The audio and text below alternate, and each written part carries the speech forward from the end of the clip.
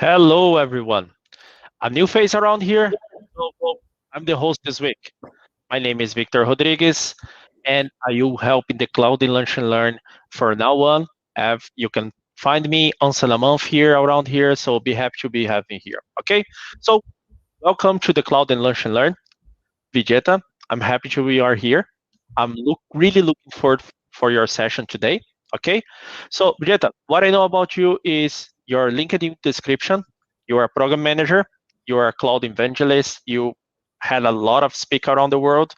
So I want to ask you, tell me a little bit more about yourself.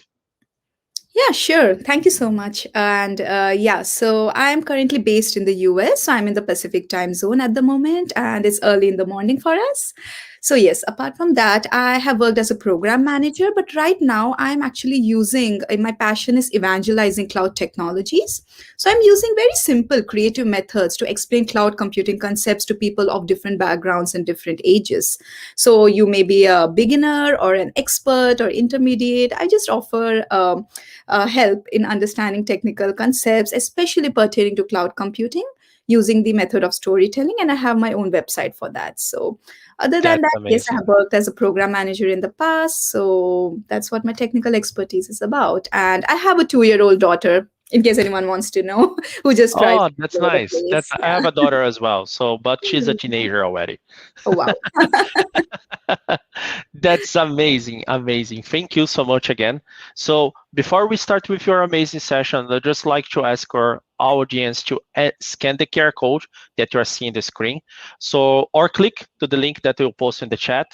So one important thing, if you register, what you're going to get, yes, free learn material from Microsoft, and show to Microsoft who kindly sponsor us, who is taking part of the Cloud in Lunch and Learn sessions.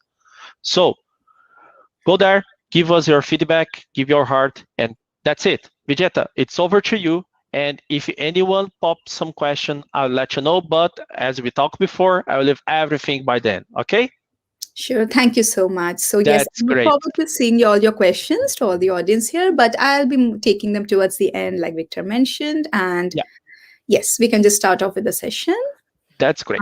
Yeah, Thank I'm you. sharing my screen. And I just want you to let me know, Victor, if you can see my screen fine.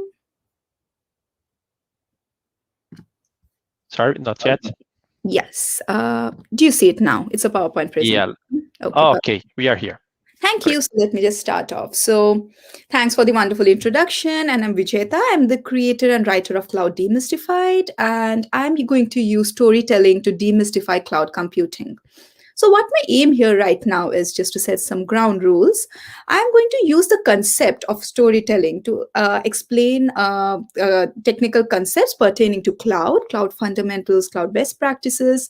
I'm not going to do a lot of deep dive due to the interest of time, but at the same time, I want to get this idea across to all of you, to all my audience, that storytelling can be used to explain concepts which may not always be within our direct experience. So, let's start off with that. I won't waste much time. And yeah, introduction. So, as you all know, the global pandemic, especially 2019, has increased our reliance on technology.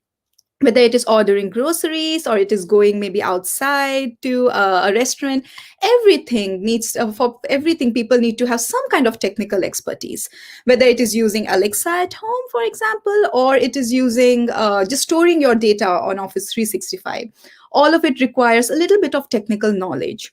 My mother or the people working at my office, everyone needs to have some kind of technical knowledge in order to function in today's world. So, where do people go for this technical knowledge? According to Michael Dahlstrom, a whopping 59% of people go to mass media in order to get their information, because all this information may not be within our direct experience. So, just breaking that down a little more, there are 34% of the people rely on television, and 35% of the people rely on the internet, and a lot of people rely on mass media and other print media, and 22% rely on others. So, what do I really mean by that? There's an increasing reliance on various forms of mass media, whether it is television or whether it is the internet, to get technical information, because all of them may not always be directly accessible to us. What do I mean by that? You all might have had some kind of maybe Alexa, Google Home, or anything for that matter at your place.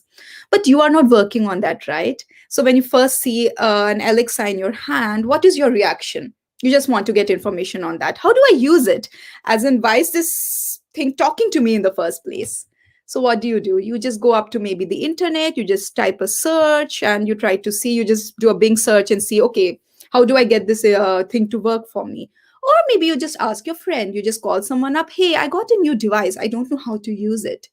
So that is what is happening right now. Because things are not always within our direct experience, we rely on others and others who have knowledge of that information. So it has become very crucial for us or people who already have information to use creative means to explain technical concepts to people who may not always know about it. And like I said, a whooping 59% of the people go up to mass media in order to get their information because that is the most accessible mode right now. So, what do I mean by creativity since I mentioned this word a couple of times? It is the ability to view a situation or an object from two different frames of reference. What do I mean by that? So, what I basically mean by that is let's think about technical writing or let's think about artificial intelligence for that matter. It falls under the sphere of technology. You know about technical articles, there are white papers out there. I can just show a white paper to you right away or an architectural diagram. Some of you might be able to decipher it or say, hey, this is so easy. I do this in my day-to-day job. But someone like my mother, for example, it's just going to drive her crazy. So what do? So I am using something else or something which she can relate to really well, like storytelling or infographics or just a web comic to explain something which is not always within her direct experience. So I'm using two different frames of reference. I'm using technology and I'm using storytelling, which falls under the field of creative writing. And I'm getting them both together to create a unique experience for my users or for people who listen to me. Or, in other words, two unrelated matrices of thought. So, if I just ask you about, for example, cloud computing, I'm sure many of you won't think of comics or infographics in your first thought. You will perhaps think about a complex system or a complex architecture or data centers if you have more experience, or servers for that matter. But what I'm doing, I'm trying to get two unrelated matrices of thought or two unrelated concepts and bring it together to explain something which people want to know about. That is what creativity is all about. And it is not just in context of cloud computing or technology, but in general. Whenever you call someone creative, why do you do that? It's because they're able to think about something which is not always very intuitive. They are able to think in that way. So creativity drives our world. We have evolved for generations because of creativity only. It's because of our ability to think and get two unrelated thoughts together in one space that we are able to advance as a species. So that is what creativity is all about, and that is what I'm going to do in order to explain cloud computing. So I'm not going to waste a lot of time since I've talked so much about stories. It's story time, so you all can just buckle your seatbelts and sit and listen to a nice story that I'm going to use to explain cloud computing. I had a friend. She lives in Charlotte and she has a nice little apartment with two kids and a family. So one fine day, she was washing her clothes in a laundry machine. You all understand laundry machine, right? It is a washing machine. So in different regions, it's called by different names. But because she was in the US, I'm just referring to it as a laundry machine. So she put all her clothes in the washer. She just switched it on. Water started swishing. She went to do her work. And after 5 minutes, she heard a thud. She didn't know what happened. She went and saw that all the clothes were wet and the machine had stopped working completely. What happened? This induced panic in her because right now all the clothes are wet. She had her kids' clothes inside and the machine wasn't working. She tried to restart it. She tried to plug, unplug, and did everything possible, but it wasn't working. She called up a handyman or a mechanic and she asked him, hey, can you just come quickly to repair my machine? Because I really don't know what's happening to it. And I want to wash my clothes. I'm in the middle of a washing session. What happened out there? It was the time of the pandemic and no one could come over to help her. This induced a lot of panic in her and she didn't know what to do. She just called someone up, one of her friends up, and asked them if there's anything else she can do in order to get her clothes washed on time. That person recommended her to go to a laundromat or a common laundry room. What is a laundromat or a common laundry room? It is a space or a big empty room or a space where there are not one, but two, three, or even more laundry machines. So sometimes there are even 20 laundry machines in one room. So what did she do? She took all her wet clothes there, she put it in a laundry machine. She had to put some coins in to make it work because you have to pay for that service, and she started it. This led to all the clothes being washed and dried on time, and she didn't really have to worry about the maintenance. This resonated really well with her because she knew now she didn't have to worry about the maintenance of the laundry machine.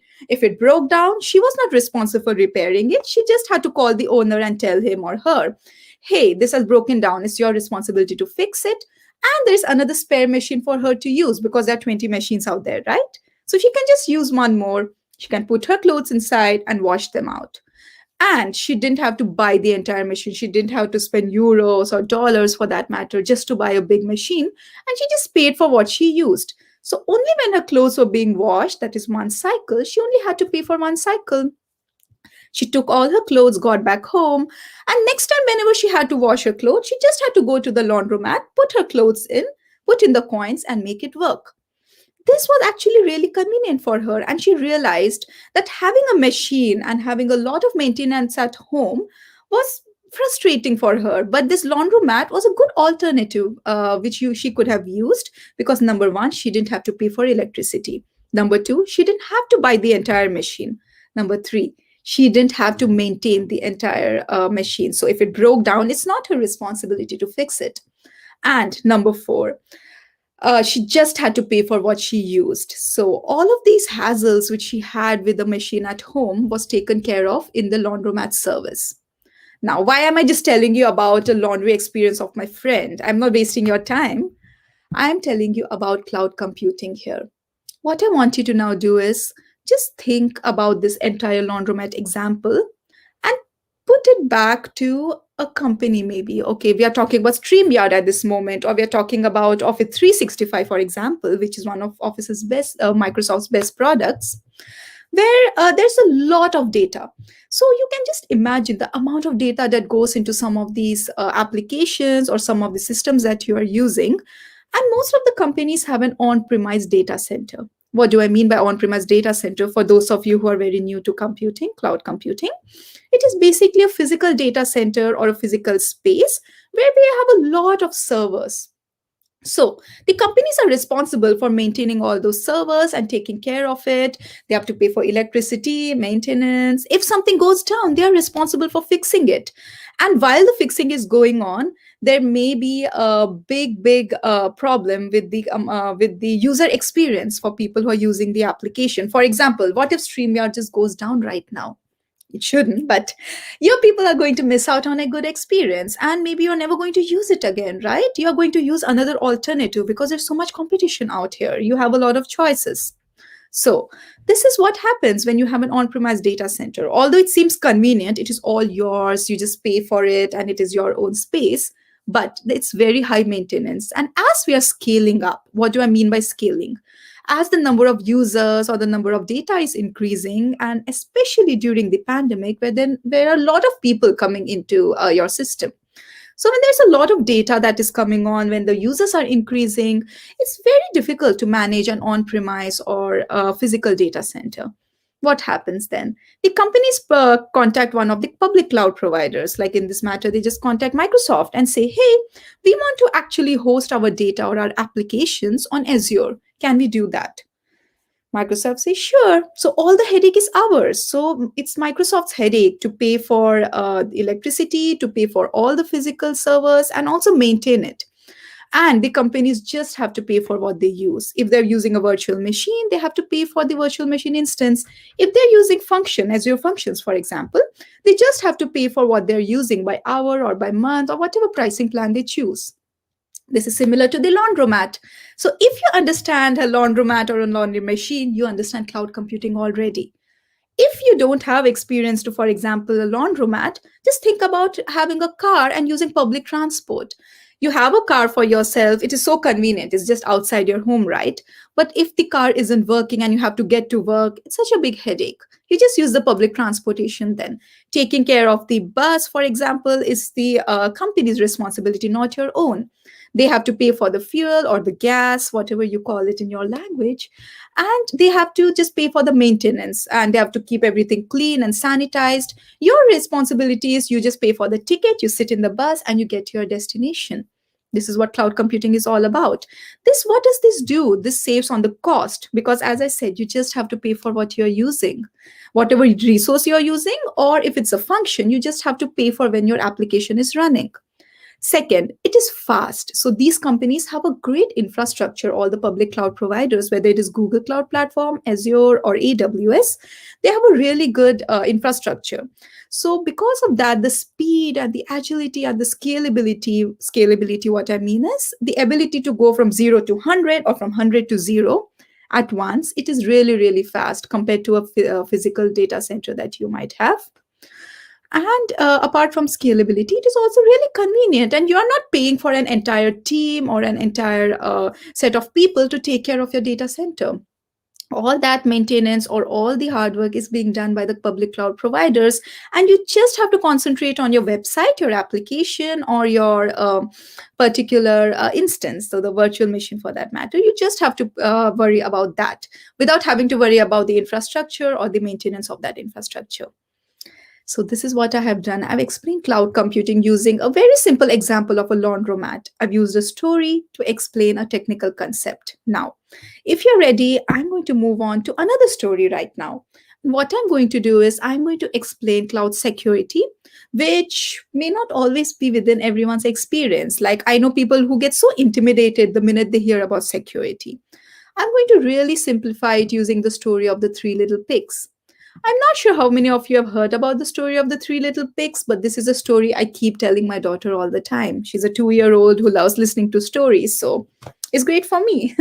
So I'm going to talk about the story first. So there were three little pigs who decided to go into the forest.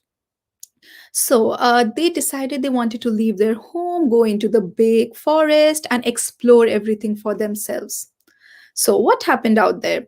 They went into a big forest, found a small space where they could just stay, and they decided to build their own houses because they wanted to live in those houses, right? And they wanted to be independent.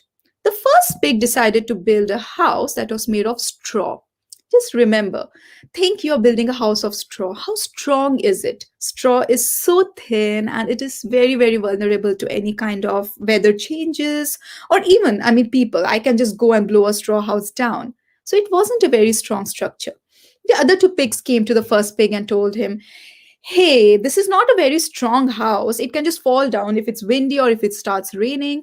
The first pig did not care. The first pig just wanted a viable product or just something very simple that didn't involve a lot of work. And he decided to build a straw house. It was fast. He just kept the straws on top of each other, tied them down, and built a house.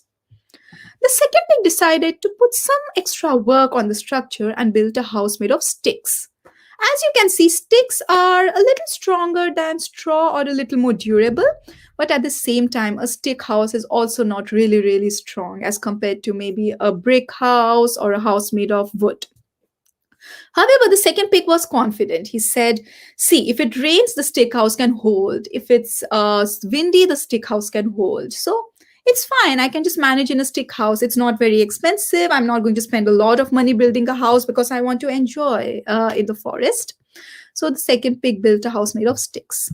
The third pig decided to spend some more time and energy and build a house made of bricks. Now just imagine a brick house. It is almost like the house we're staying in right now, right? So it is really, really strong, durable brick house. And at the same time, the third pig decided to put a lot of energy into building it. He knew that this particular house is durable to any kind of weather changes. And it also has an additional layer of security. Like he can just close the doorknob is really strong. And even if there's a wind or even if there's a storm, the brick house is going to stand its ground. So the third pig decided to spend a little more time on the structure and built a nice little brick house for himself. The three pigs were enjoying having a wonderful time, going to each other's houses, having meals and everything. What happened is suddenly there was a big bad wolf who was lurking around. The big bad wolf was really, really hungry. He decided to go to one of the three pigs and ask for food. Now, the pigs got really, really scared because it was a predator or a hacker out there who was trying to get access into their houses. All the three pigs had worked very hard and gotten some goodies for themselves. They had really nice food and really nice treats which they had kept inside their house. The wolf knew that. The wolf was hungry and lazy to do anything and wanted to come inside and have some of those goodies. He went to the first pig. The first pig was monitoring the surroundings. So, what happened? Because the first pig was monitoring the surroundings, he saw the wolf lurking around. He immediately got to know that the wolf is going to come after him and his house. He went inside, locked the house down, and sat inside. What did the pig do here? The pig was monitoring the surroundings. Think about monitoring like a CCTV camera, which you might have, or just looking outside the window to make sure that your surroundings are safe. And the minute you see someone else who's not reliable or someone who should not be there, for example, the first pig was fine when the second and the third pigs were roaming around the house. But the minute the first pig saw a wolf lurking around, he knew, okay, this is a warning sign, red signal, I have to be very, very careful. The first pig ran inside. The wolf came and asked to be let in, but the first pig did not let the wolf in. What did the first pig do? The first pig built an identity.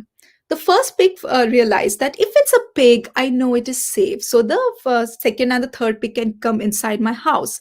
But if it is a wolf or someone who doesn't have access to my house, I cannot let that person in.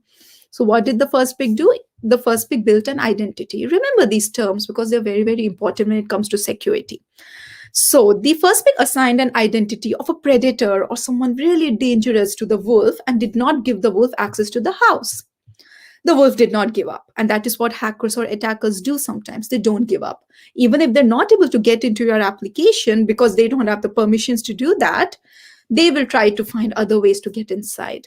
The wolf huffed and he puffed and he blew the house down.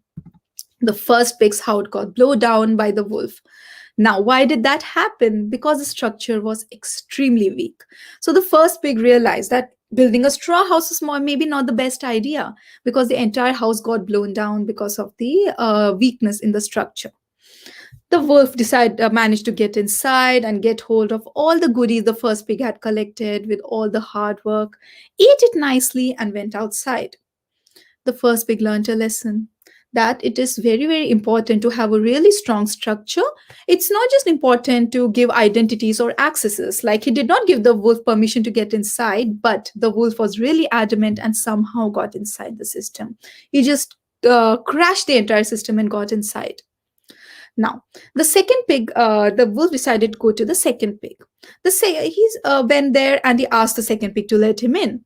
Just like the first pig, the second pig was also monitoring the surroundings and realized that there is a predator going on or someone who didn't have access to the house. But the second pig had learned one lesson. He realized that because the first pig just left the goodies out in the open, the wolf was able to gain access to that.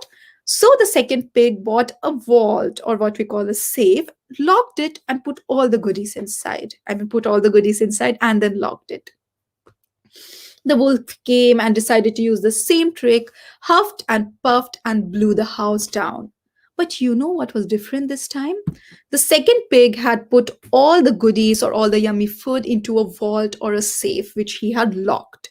So even if the wolf managed to get inside, he couldn't get inside the vault or eat the goodies.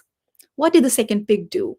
The second pig used something called encryption, which we see in our day-to-day lives, to encrypt all the data or all the goodies and keep it safely. So even if the wolf was able to get inside the house, the wolf could not access the goodies.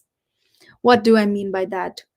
So you might have noticed sometimes whenever you're typing your password onto your, for example, MS Word or something, you're just trying to log into Office 365, your password gets converted into some weird symbols, right?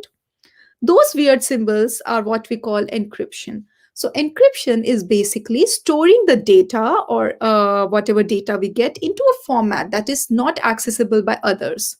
So even if hackers or attackers can get inside your application or your particular system, and they can see what is going on, they'll still not be able to understand a word of what the data is. So they won't be able to understand the data.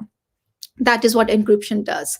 So having your data encrypted in rest, what do I mean by rest? When it is getting stored, or at transit, as in when the data is moving through a system, like a user is, for example, shopping on your a particular application, whether the data is moving or the data is stored at a particular place, which we call in transit or at rest, it's important to encrypt that data. Because even if a hacker like the wolf gets access to your house, gets inside the house, he or she should not be able to get access to your data. Because even if they see your credit card information or the customer's credit card information, it is saved in a format that is not accessible to them. They still won't be able to get anything out of it. That is why encryption is extremely important. And that is what the second pig did. The second pig encrypted the data. Now, what happened? The wolf was frustrated. He was still really hungry because he could not get access to this particular house. The wolf went to the third pig. The third pig was doing everything the first two pigs were doing, monitoring the surroundings, assigned the role of a predator or a dangerous creature to the wolf, did not give the wolf permission to get inside the house. And the wolf thought, haha, I just blew two houses down. Why don't I just try to blow this one down as well? The wolf went and huffed and he puffed and he tried to blow this third house down. What happened there? He was unable to do that because the third house was really strong. So it had a really strong security foundation, and it was made of bricks, and he was unable to blow the house down. This caught the wolf unaware. Hey, I mean, off guard. The wolf didn't know what just happened. So he still started lurking around, finding some way to get inside. The third pigs were really happy and enjoying their treat inside the house. Suddenly, the wolf found access to a chimney, or what you call the fireplace in some cultures. So the wolf realized that he can get inside the house using the fireplace. He started climbing up the chimney, tried to get inside the house through the fireplace, and the third pig realized what was happening. He immediately went and got some matchstick and lit the fireplace on fire. What happened after that? Because the fireplace was lit on fire, the wolf felt some warmth near his tail and he ran outside because he didn't want to burn and hurt himself. Hence, he couldn't get inside the house anyway. Now, what just happened with the third house? The wolf was unable to get inside the system because it had a really strong security foundation. But the wolf was able to find one vulnerability, or what we call one opening, using which he could get inside. That is what our systems are all about. Even if you have an extremely good code, a really strong security foundation, you have assigned your roles well, you have assigned permissions well, you have encrypted all your data, you have followed all the security protocols, but you have not tested the system from inside. That is, you don't have a team of testers, or you don't have some testers to test your structure from the inside. It can be vulnerable to attack. So the wolf found one small opening and tried to get inside the house. And when the wolf tried to do that, the wolf was almost successful, but the third pig lit the fireplace on fire and mitigated the security attack. What is mitigating a security attack? It is preventing, or let's say, just stopping a security attack from happening when you realize something unusual is going on. So you may be hearing these terms: mitigation, encryption, firewall rules, all of these terms when you think about security. But it is something as simple as this: stopping a security attack from happening. That is why it is extremely important when you have an application to not only have good IAM roles or identity access management, or good roles, responsibilities assigned to people inside and outside the organization, but at the same time also making sure that all your data is encrypted. So even if the hacker gets inside, they cannot get access to your data. And at the same time, it's also really important to make sure that the system doesn't have any open vulnerabilities. If the pig had tested the house for himself or asked the other two pigs to test, they would have found the open fireplace and realized that people can get inside. The bugs can get inside, not only just a wolf. So that opening needed to be sealed. And finally, what happened? Even if after following all the security protocols, it's not always possible to stop a security attack from happening, right? It happens sometimes. So you must always think on your feet and be prepared to just have an action ready in case the security attack happens and you want to prevent it from happening. That is called mitigation, and that is what the third pig did. The third pig lit the fireplace on fire, and stopped the security attack from happening. What did I just do? I explained cloud security using the story of three little pigs, which perhaps is a story I tell to my daughter all the time. She loves this story, by the way. So, this is what I've done. I've used story to explain a complex technical concept without really dumbing it down too much, because this is something we all can understand, whether you are a beginner or you are an intermediate or you're an expert for that matter. This is something we all can relate to. So, why stories? What I've done using stories is I've used something familiar to explain something that is really new. You all might be familiar with the example of a bus, a laundromat, or sometimes I use games as well. I've used basketball games at times to explain something that is completely new. So many of you might not be knowing about cloud computing or want to learn more about cloud computing or don't know much about cloud security. So, using something familiar to explain something new helps in actually demystifying the newness of the new concept. What do I mean by that? So, I mean, when we're using something familiar, something people can associate to in their day to day lives, it's easy for them to make the correlation and understand something that is completely new. Always remember, any technical concept that we have out there, whether it's cloud computing, whether it's artificial intelligence as a subset of cloud computing, or it is something like quantum physics, everything has been influenced by our day-to-day lives. The planes we use, we are flying in an airplane, right? That has been influenced by the flight of birds. Artificial intelligence was inspired by our neural network or the network of nerves that we have in the body. So anything that is new has always been inspired by something that has been in our day-to-day lives or within our direct experience. And what I'm doing is I'm just reversing the chronology here.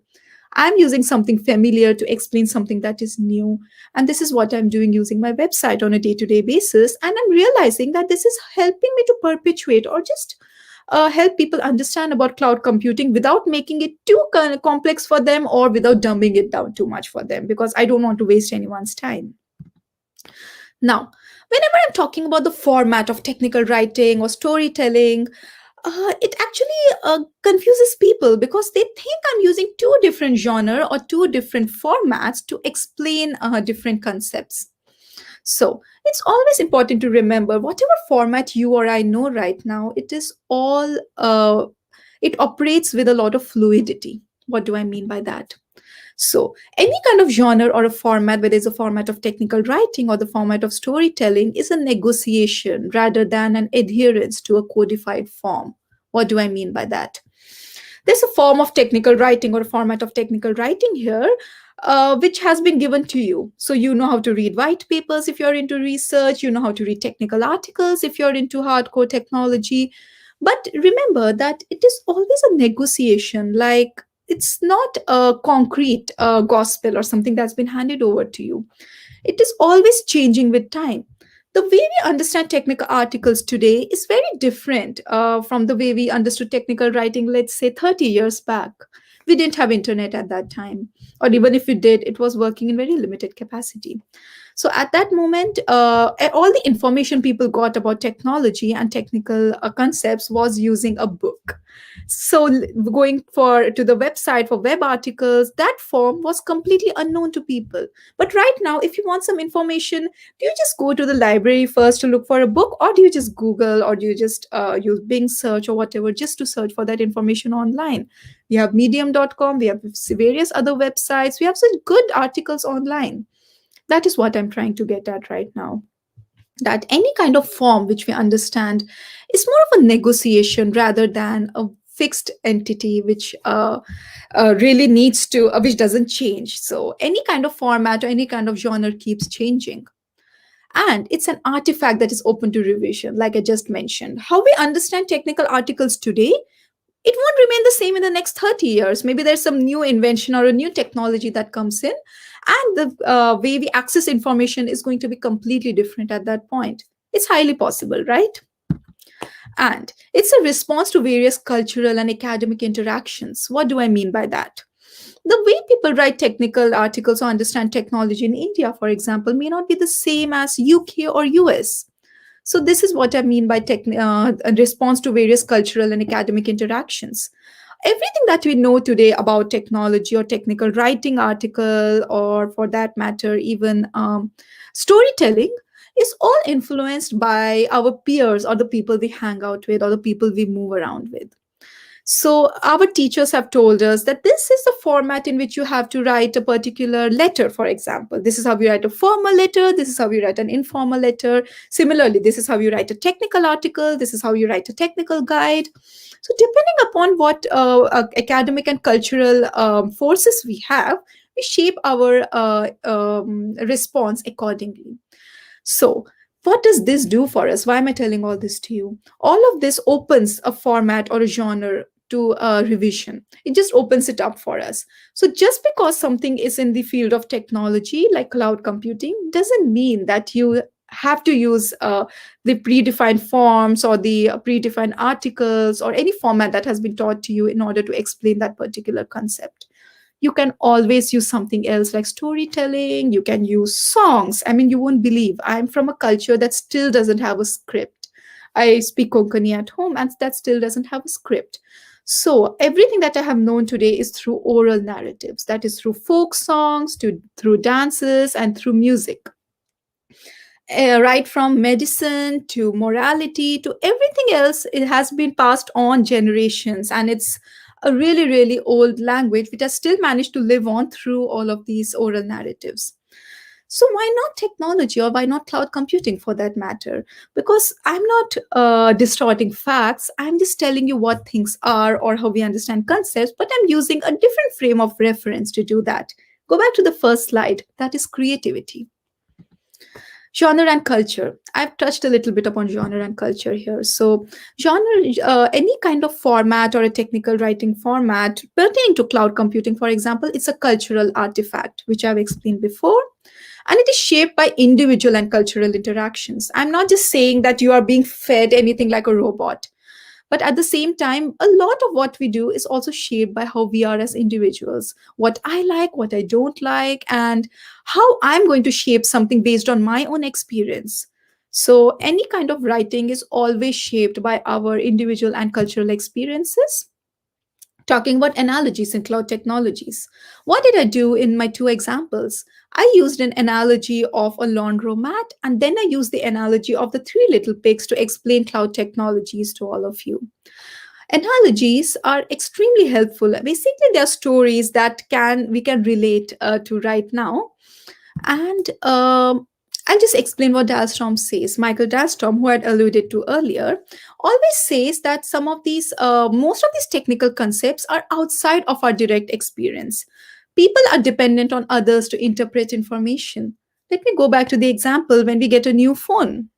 You know, you have the phone in your hand. Maybe you have used a phone before. Maybe you have never used a phone before. You don't know what to do with it. You are dependent on the manual, or you're dependent on your family members, or you're dependent on the internet to understand what to do with this particular device. That is what I mean by this particular quote. So because we are everything is not within our direct experience. Like maybe a cell phone might be within your direct experience because you're working with that particular team. But what about something else? For example, a television or anything else. You have an artificial intelligence, a robot, for example, at home. Anything that we have right now may not always be within our direct experience, and we are dependent on others who have knowledge of that particular technology to interpret information. Because of that, Leslie Atkins says that analogies are extension of the stories that our lives tell, basically through our political systems, technology, and experiences. What do I mean by that? So, like I'll use the example of a laundromat. Maybe you've never experienced a washing machine breaking down before, or maybe you have experienced it. So, but you all know or you have heard of examples where machines can break down, right? Your laptop might have broken down sometimes, the phone might have broken down sometimes. You're able to relate to that particular example. So, it is basically an extension of the story that your life has told. Maybe you've heard about a particular example, or you can imagine, because we have brains to imagine, right? So, you can imagine something happening. That is your washing machine going down or the laundry machine going down in the middle of a washing session.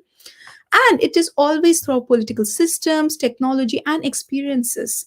Because analogies are so deeply rooted in our experience, it's very simple to link a particular example, for example, of a laundromat, to something which we don't always understand. That is why analogies are so useful, and they're so efficient when we are trying to explain technical concepts which may not always be within our experience. So, uh, let me move on to ethical considerations. Since I've talked so much about all the technical concepts and told you about stories, I'll just move on to my final slide here about ethical considerations. This is something we need to be very sensitive when we are using storytelling to explain technical concepts. So, some of you might love this idea and just take it forward after this presentation, and I'd love for that to happen. But always remember that you have to engage your readers with your stories. You cannot just tell a story which people don't understand. Like, for example, I could have used the story of a Hindu myth or Ramayana to explain cloud computing. I can do that. I don't mind. But how many of you would have been able to relate to that? Because that's not something you have heard of in your day to day life, right? So always remember, keep your audience or your readers into consideration. So whenever you're talking to a particular audience, think about what they might have experienced, what they know about. Do they even understand what I'm saying? And you have to engage readers with your stories. It's only then would this particular method be effective, because if they're not engaged, they are going to miss most of the points. And again, they are going to get confused. Second, stay sensitive to the cultural forces and responses your stories may evoke. So always remember, any kind of story has the potential to stir emotions. Any story you read, any story you watch, any movie you watch, for example, it can evoke some emotions in you. So always be sensitive whenever you're talking to a person from a particular background. If the story can offend them in any way or evoke some response that may be unpleasant, because we don't want to create an unpleasant experience for people, right? We want to make sure that they're learning something and not that they are being traumatized by something we are saying, or they're just hurt by something we are saying. So we need to stay sensitive to the cultural forces and responses the stories may evoke. And finally, we have to present the information accurately without leaving any room for distortion of facts. What do I mean by that? Stories are very open ended. Stories can be interpreted in any way, and that is how imagination works, right? And that is why stories have lived on for generations. But we have to make sure that when we are explaining a particular story, we are not leaving much room for distortion of facts, because at the end of the day, you are explaining a fact or you are explaining a technical concept using storytelling. Having things open ended or having things very vague would make people even more confused. And you know what's worse? It can also pass on wrong information, which we don't want to happen, right? So always make sure whenever you're telling a story that you're not leaving much room for distortion of facts. And whenever you explain a concept, like when I was explaining the concept of the story of the three little pigs, back that up with the fact or tell them about the correlation at that moment itself, so they don't misunderstand what's happening and we are able to pass on the information accurately to them. So, with this, I would really like to thank you for attending my presentation, and I hope you managed to learn something out of it. You can visit my website, clouddemystify.com, where I'm using webcomics to explain cloud fundamentals and cloud technologies and cloud best practices as well. I'm not focusing on any one cloud provider. I have a little bit of Azure, AWS, Google Cloud Platform, but I'm just using the method of storytelling of what I mentioned here to explain cloud concepts. You can connect with me on LinkedIn if you just want to have a one-on-one, learn more, or just have any questions which you don't want to ask here. Or you can connect with me on Twitter. I'm not really active on Twitter, but LinkedIn would be a great start. So thank you so much. And Victor, I just hand this stage over to you for any questions. Amazing presentation. I love it. I love it. I'm a huge fan, to be honest, of the storytelling. And I think you did this in a proper way, because even your talk about the storytelling itself, I get a lot of information about the cloud concepts and then about the security. And was something, oh my God, she's really, really great. Amazing presentation again. Let me take a look here if we have any questions. Look like we don't have any questions, but I'd like to say for you is that since I started to use storytelling, because the nature of my role is more a sales role. So I was able to connect more and more with the customers. It's amazing the power of that. And I tested this story last week. I was a story about migration. Okay, so basically how migration is a pain, how migration it's like a nightmare sometimes. And I just use an example. I just remember the story of my grandfather. He just migrate from one country to another. So there was Mm-hmm. like all the fears about move to one country to another, about let's say find a job, if he can continue pursue the career of a singer and so on. So a lot of let's say blur in the future. You know what I mean? And I Yep. said, yeah, but everything went fine. After years struggling, everything went fine. And years later, it was my turn to do the migration. So I just moved to Ireland, and it Wow. was really, really easy because I have access to internet, airplanes, and so on. So easy.